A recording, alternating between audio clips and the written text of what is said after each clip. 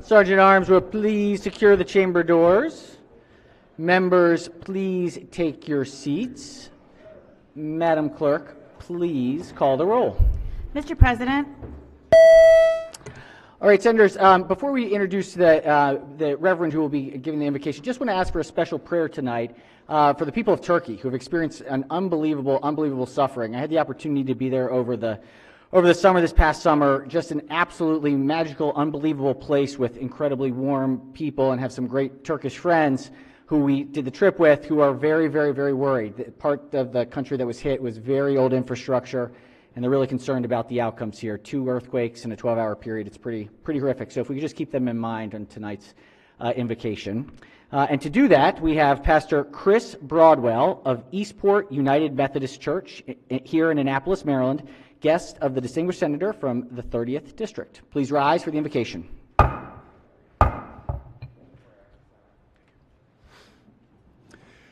Let us ask for some help from outside of ourselves. Creator and preserver of us all, we give you thanks for the gift of life, for sustenance, for family, for neighbors, for co-laborers. We also give thanks for this moment in which we remind ourselves of the sacred task of serving our neighbors and leading our communities. Give us the grace to lead with dignity. Inspire us to seek the bigger picture. Reveal to us what is right. Enable us to succeed in our collective pursuit of protecting and embracing the vulnerable and marginalized. Empower us to build our future upon creativity and collaboration, uninhibited by personal limitations. Humble us to better care for each other and forgive one another more. Root us in love, so that our compassion flourishes into solidarity, and our solidarity bears fruit in liberty and justice for all. Finally, when our day's work comes to an end, when we are most challenged by the forces of injustice, when we have grown weary of doing good, may we return to gratitude and entrust ourselves to your unrelenting love. Amen. Thank you. Chair recognizes the senator from the 30th District. Thank you very much, Mr. President. Colleagues, Eastport United Methodist Church was founded in 1887. Pastor Chris has not been there that long, though. He was brought to us in 2019 after stints in Boston and New Orleans. And like so many faith leaders in our communities, he has opened his church to school supply drives, public safety vigils, but he's also created Eastport United Methodist Church as a hub of safety for the LGBTQ+ community. And Eastport United Methodist also serves as the home to the Chow food truck, which is an incredibly creative nonprofit venture that pairs veterans and veterans' families with the entrepreneurial skills to open and run their own food trucks, and you can find them there every Saturday and Sunday right at Eastport United Methodist Church. The pastor and his wife, his partner Smith, have 2 daughters, Hattie and Essie. Mr. President, I am so mad at myself. I didn't invite his 2 young daughters to be with us tonight, but I promise next year they will be my guests on the floor. And with that, Mr. President, I move that we journalize the pastor's remarks. Without objection, Senator, we will certainly journalize the wonderful invocation this evening. Thank you for being here with us. We sincerely appreciate it. It appears everyone has recorded their presence. The clerk will take the call. With 45 members in the chamber and a quorum being present, the Senate of Maryland is now in session. We have a very special guest. Chair recognizes the Deputy Majority Leader, Senator from the 24th District, with an introduction. Thank you, Mr. President. You know, every once in a while I have the opportunity to do something that's so special and wonderful, and this is one of those occasions. I am delighted and excited. I'm overwhelmed with joy to present to many of you tonight and introduce and just welcome a young man who served in the House of Delegates here in Annapolis and has risen to become the United States Attorney for the great state of Maryland. He is our Chief Law Enforcement Officer, but I must tell you all, it was such a pleasure to work with him in the 24th Legislative District, where he cared about the least of these. And he comes to the table with a bright, brilliant mind I could say so many wonderful things about this young man, but I am just overwhelmed with joy and ask you all to please welcome tonight someone that I deeply admired and I am so proud of, and that is the United States Attorney for the great state of Maryland, Eric Barron.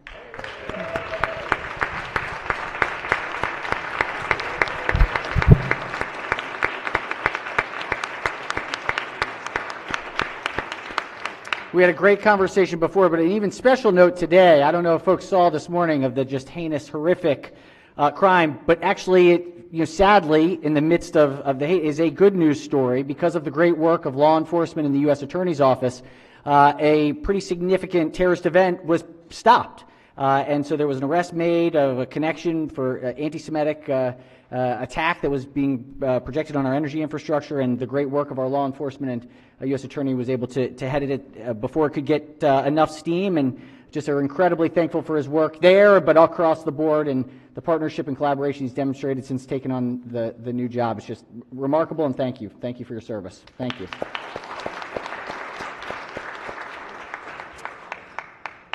Chair recognizes the Senator from the 29th District. Thank you, Mr. President. Colleagues, if you would help me give a warm Senate welcome to two members of the Board of Education from St. Mary's County.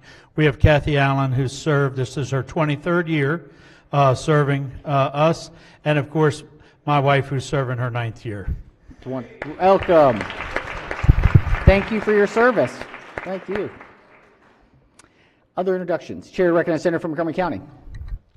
Thank you, Mr. President. Colleagues, today is Lobby Day for the Maryland Speech Language Hearing Association, and up in the gallery behind the Senate President is the president of that association, Mary Casper, who happens to be a constituent of mine, along with a bunch of other folks that were part of Lobby Day. So, colleagues, if you can give a warm welcome to both Mary Casper and her entourage from the Maryland Speech Language Hearing Association.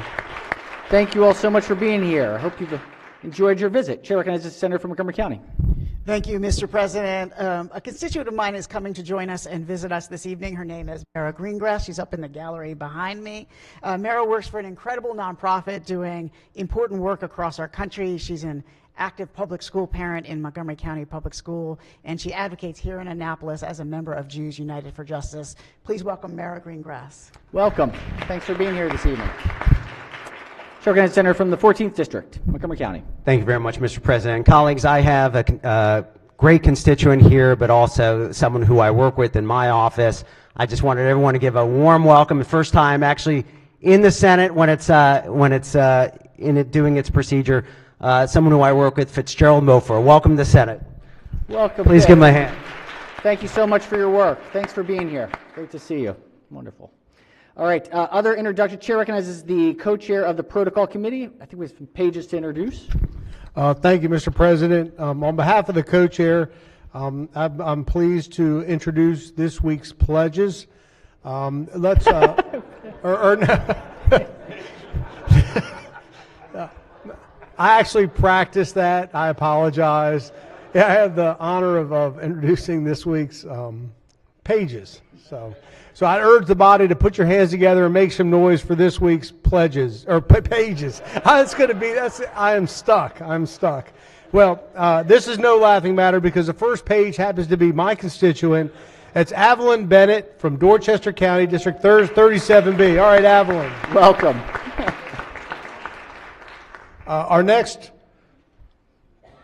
page hails from Prince George's County, District 24, Eleanor Roosevelt High School, Avera Serran Ruiz. Our next page hails from Anne Arundel County, District 32, Meade High School. That's Alice Beckett Hummer. Next, we have from Montgomery County, District 18, Bethesda Chevy Chase High School, Juliet Leith. Next is from Anne Arundel County, District 31, Severna Park High School, Zachary McGrath. And to close out our pages for the week, from Howard County, District 9, Marriott's Ridge High School, Vidya Patel. Thank you, Mr. President. I apologize for my vocabulary. No worries, no worries. Thank you, Senator. Welcome, pages. Enjoy the week. You'll have a great time. And it looks like we do have we're joined by some house pages in the gallery behind us. So welcome to the house pages. Get to see some work in action. You know, the house will be joining us eventually, you know. No, but enjoy your week as well. Enjoy it. All right. Any other introductions before we jump into business? If not, so be considered the reading of the journal from the prior legislative day. I don't know if folks can see the amount of work that is here. I think we have about 300 bills since Friday, 300 bills that were introduced since Friday. Some long nights ahead, some long nights. Two important folks to thank. First, and most importantly, the Secretary of the Senate's office. I just would love you, please, these are incredible, hardworking public servants.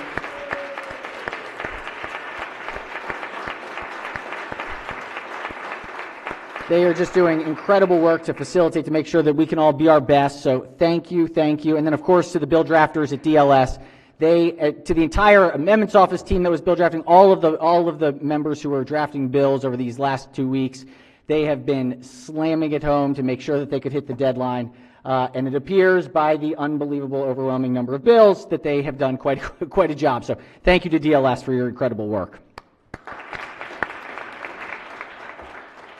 All right, so we have a couple calendars that we're going to start with that have a little bit of a different, at the beginning of each term, we have when a new governor comes in, generally bills have to be in within the 10th day. It's been the customary practice that with a new governor coming in, that the rules have been waived so that the bill introduction is the same as the senator. So the first order of business, and it has been on all governors for what it's worth, so the first order of business is we're going to recognize the majority leader for a motion on the Senate bill calendar number 21. Thank you, Mr. President. Calendar number 21 is the calendar with the administration's bills on it. Continuing a courtesy that we have extended to previous governors, I move to suspend Rule 32D and send the bills directly to their standing committees. All right, so question before the body is, shall we waive the Rule 32D in order to send the bills directly to their committees? Any discussion on the rule? If not, all in favor of the motion to suspend the rule say aye. Opposed, nay. The ayes have it. The rule having been suspended, the clerk will read the calendar. Senate Bill 547, the President Broadband Expansion Incentive Act of 2023, Budget and Taxation. Senate Bill 548. Majority Leader moves so be considered the reading of the bills. Careful. All right. Next we have calendar number 22. Clerk will read the bills. Senate Bill 556, Senator Gazzoni, Maryland Community Health Resources Commission, Compensation of Employees, Budget and Taxation. Senate Majority Bill Leader moves so be 557. considered the reading of the bills. We've got another calendar, number 23. Senate Bill Clerk will read the bills. Senate Bill 625, Senator Lamb, Maryland Medical Assistance Program and Maryland Children's Health Program, Continuous Eligibility, Finance. Senate Bill 626. Majority Leader moves so be considered the reading of the bills. We're now going to go to calendar number 24. Before we do so, Chair recognizes the Majority Leader. Thank you, Mr. President. Calendar number 24 are departmental bills, and I move to suspend Rule 32E and send the bills on this calendar directly to their standing committee. All right. The Majority Leader has moved to suspend 32E for the purposes of departmental bills being sent directly to their standing committees.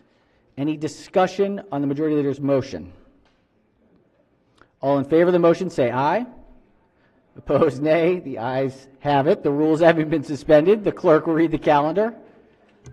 Senate Bill 700, Chair, Judicial Proceedings, Public Safety, Use of Department of State Police Articles for Commercial Purposes, Prohibitions, Judicial Proceedings. Senate Bill Majority Leader 701. moves so be considered the reading of the bills.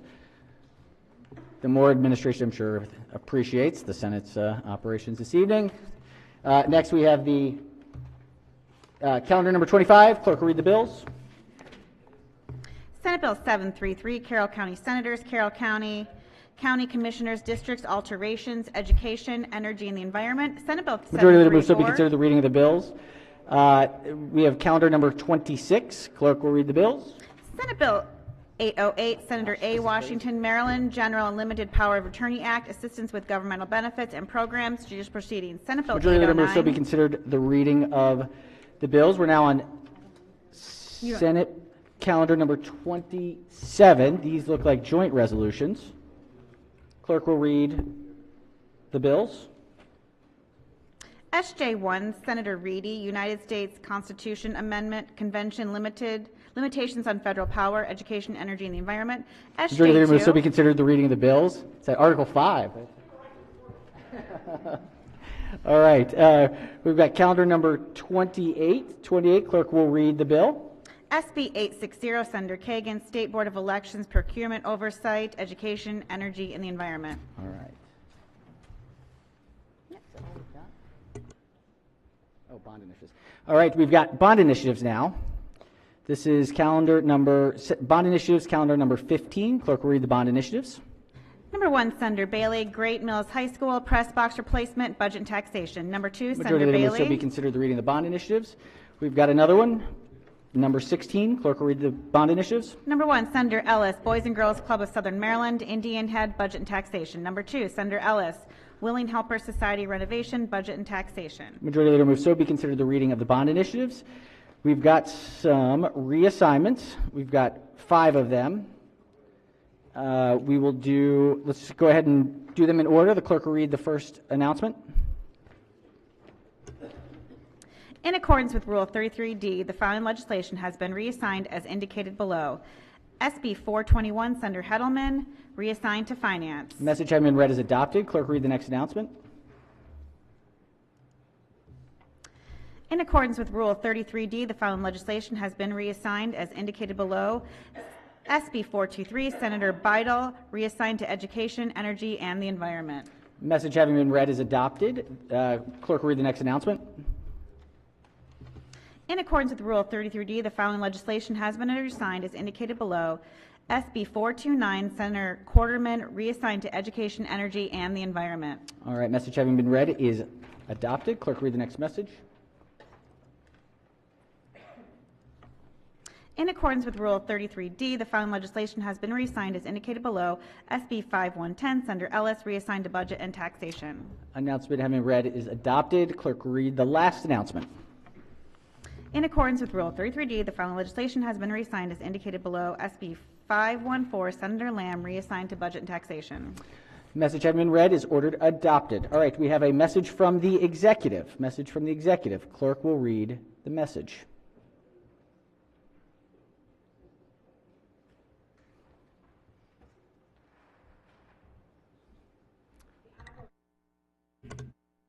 The Honorable William C. Ferguson, President of the Senate. Dear Mr. President, in accordance with Article 2, Section 13 of the Constitution of Maryland, I am pleased to submit the following Cabinet Secretary appointment nomination for confirmation by the Maryland State Senate. Secretary of the Maryland Department of Transportation, Paul G. Whitefield. The individual brings both excellence and equity to the office for which he has been nominated. I am confident he will provide the strength of experience and leadership to instill confidence across our communities, make state government work for all of our citizens, and leave no one in Maryland behind. I look forward to your favorable approval of this nominee, and thank you for your participation. Sincerely, Westmore, Governor. Message having been read is ordered journalized. All right, we have a special order. This is special order calendar number 3. Clerk will read the calendar.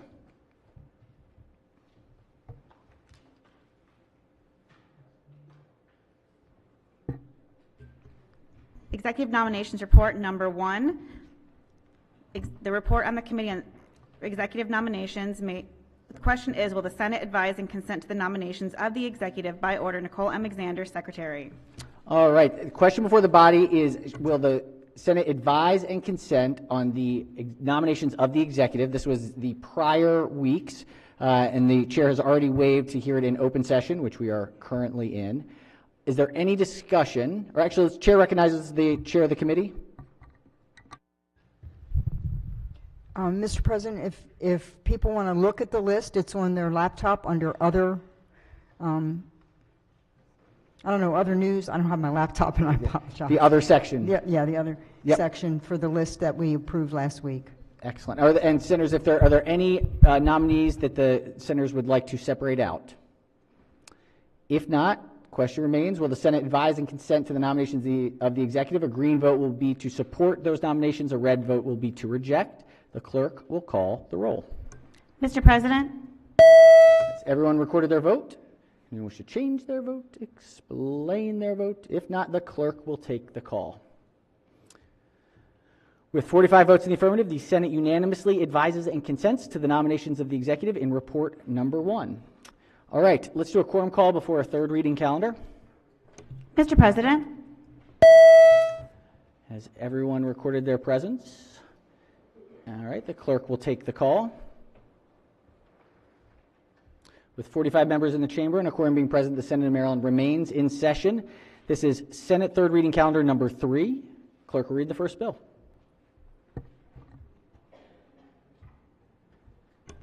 Senate Bill 32, Senator Brooks, property tax exemption for dwellings of disabled veterans application on third reading. Senate Bill 32 is on third reader for final passage. Any discussion? If not, the clerk will call the roll. Mr. President? Has everyone recorded their vote? Anyone wish to change their vote, explain their vote? If not, the clerk will take the call.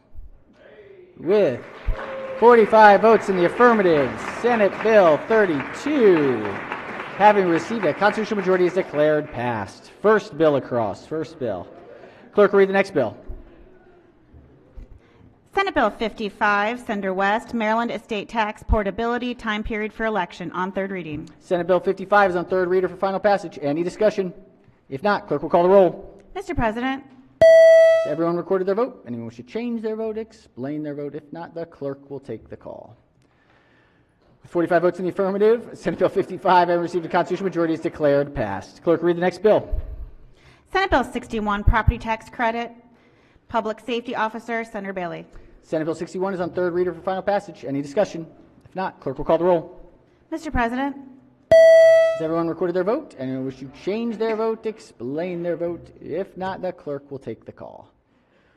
With 45 votes in the affirmative, Senate Bill 61, having received a constitutional majority, is declared passed. Clerk will read the next bill.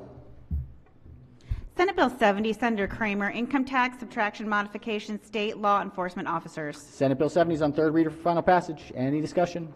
If not, clerk will call the roll. Mr. President? Has everyone recorded their vote? Anyone wish to change their vote, explain their vote? If not, the clerk will take the call. With 45 votes in the affirmative, Senate Bill 70, having received a constitutional majority, is declared passed. Clerk will read the next bill. Senate Bill 152, Senator Augustine, Bond Sales Notification of the Public. Senate Bill 152 is on third reader for final passage. Any discussion? If not, clerk will call the roll. Mr. President? Has everyone recorded their vote? Anyone wish to change their vote, explain their vote? If not, the clerk will take the call. With 45 votes in the affirmative, Senate Bill 152, having received a constitutional majority, is declared passed. Clerk will read the next bill. Senate Bill 175, Senator Gazzone, Maryland School for the Blind Public School Construction Program Eligibility. Senate Bill 175 is on third reader for final passage. Any discussion? If not, clerk will call the roll. Mr. President? Has everyone recorded their vote? Anyone wish to change their vote, explain their vote? If not, the clerk will take the call. With 45 votes in the affirmative, Senate Bill 175, having received a constitutional majority, is declared passed. Clerk, read the next bill. Senate Bill 205, Senator King, Education, Libraries, Funding. Senate Bill 205 is on third reader for final passage. Any discussion? If not, clerk will call the roll. Mr. President? Has everyone recorded their vote? Anyone should change their vote, explain their vote? If not, the clerk will take the call. With 45 votes in the affirmative, Senate Bill 205, having received a constitutional majority, is declared passed. All right, Senators, the desk is now clear. And just for those who are joining us today and in the live viewing audience, these are the sort of the slow ones. These are the non-controversial, very unanimous. So sometimes there's a bit more chatter, but we're still early in session, still early. I'm getting into the other. Give us a couple weeks. Things will get a little more fun. All right. Also, before I forget, do want to give thanks to the House for allowing us to temporarily reside in the Appropriations Committee for executive nominations today. I have very good news, All of the Senate conference or committee rooms are now back to streaming. So the problem was fixed. Appreciate OIS's work to try and figure that out. It was a quick change today, and appreciate the House accommodating, and hopefully we don't need it again. So. All right, any other, let's do committee announcements. Any committee announcements? Any? Judicial proceedings. Thank you, Mr. President. Just one quick one. We have close to 300 witnesses signed up for our hearings tomorrow, so just want to make sure that members are just prepared. Oh, close to 300. So just want to make sure members are prepared for a long evening tomorrow, so just make arrangements with your family, get some sleep tonight. Yeah. It's going to be a long one. Thank you, Mr. Chairman. And look, normally when we have big hearings like this, we've had Miller East and West to have room for people to be. Because of the construction for DLS, we don't have those overflow rooms. So our incredible, wonderful troopers and Sergeant Arms are going to work throughout the day to make sure that everything is spaced out and appropriate and works out. If anyone has any problems, don't hesitate to call the office. If there's any issues, if things feel too crowded or close together, let us know right away, and our troopers will handle it. We expect no problems, but we do expect a lot of people, so we don't have that sitting room. Other announcements. Chair recognizes the. Well, let's do. Do we have any delegations, standing select committees, joint committees? If not, all right. Chair recognizes the co-chair of the protocol committee.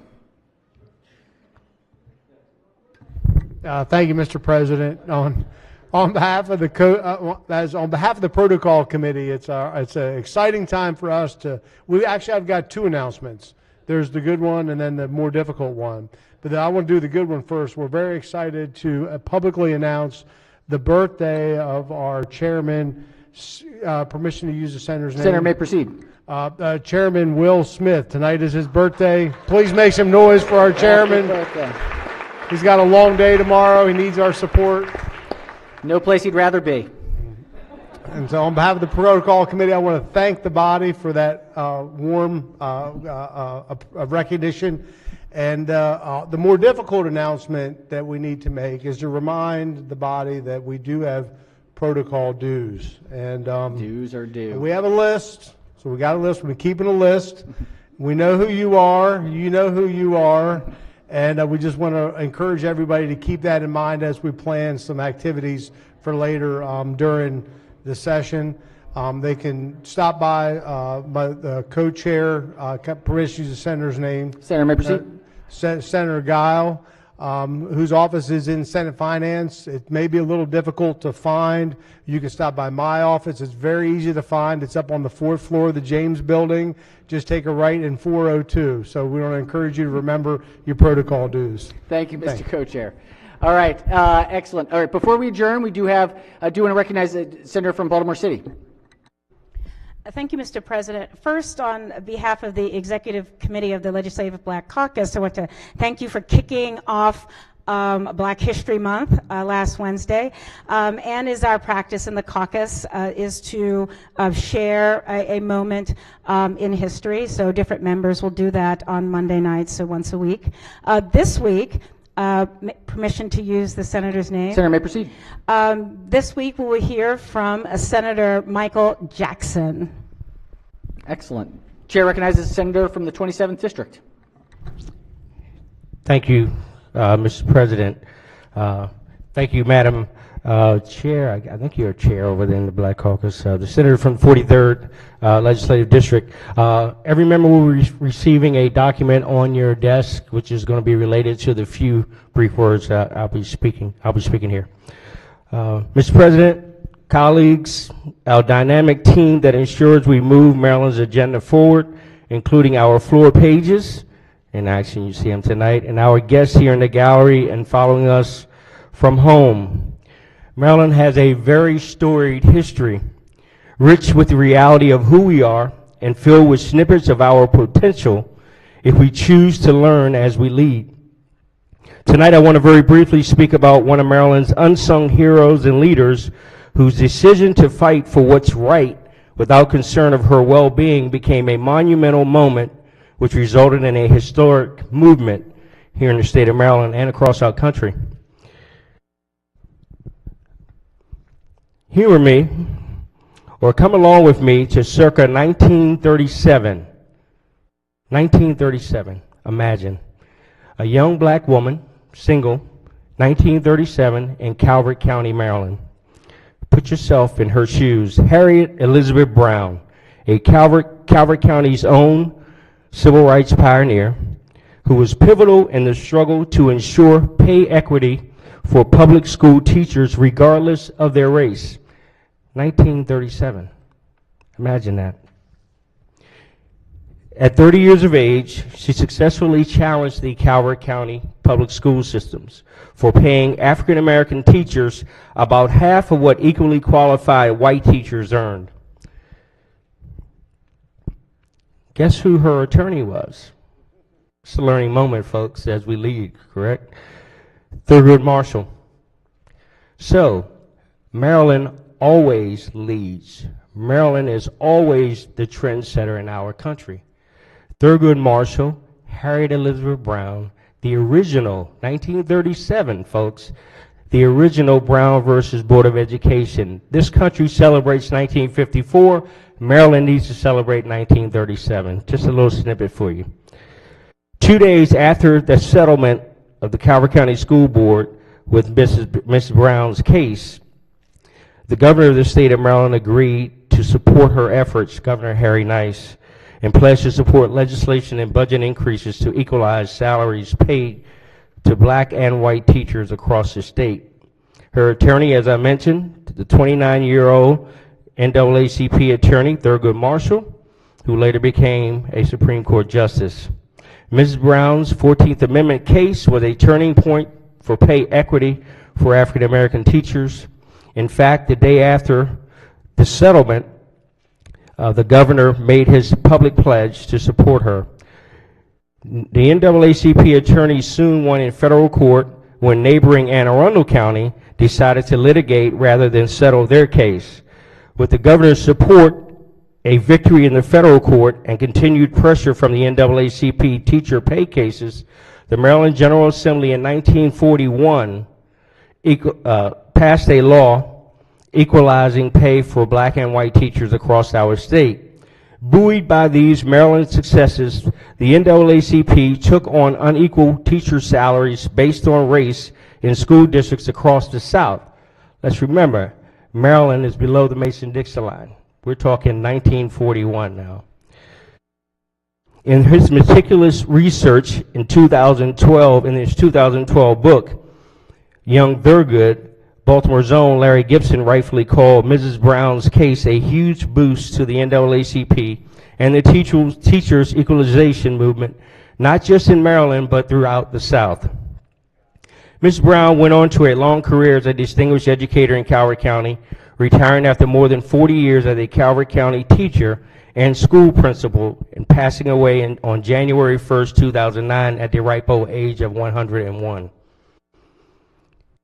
In 2015, colleagues, my first legislative session here, I was honored to be placed on a House Bill 354 task force to find ways to commemorate Harriet Elizabeth Brown and her heroics. During that time, the commission came up with 3 ways to honor her. Again, when you're traveling south from Annapolis on Maryland's Route 2, and you go into Anne Arundel County, and then you continue into Calvert County. From that point of Anne Arundel County's line, all the way down to Route 2 and Route 4, we have named that roadway, dedicated to the Harriet Elizabeth Brown Memorial Highway. That's one way. Secondly, we put a portrait of her in the courthouse in Calvert County. As we know, back in those days, in circa 1937, the school board for each county sat in the courts of each county. And thirdly, we have a community center in her name. Despite the importance of Ms. Brown's accomplishments, too few people in Calvert County or across our state know of her landmark contributions. Harriet Elizabeth Brown's courage to be named a plaintiff in the Calvert County lawsuit and her legacy of salary equalization for Maryland teachers are an inspiration to us all. So, Mr. President, colleagues, guests, let me end with how I started. Maryland has a very storied history. Let's take our rightful place in American history. Let each of us be so courageous for what's right. Thank you. Thank you, Senator.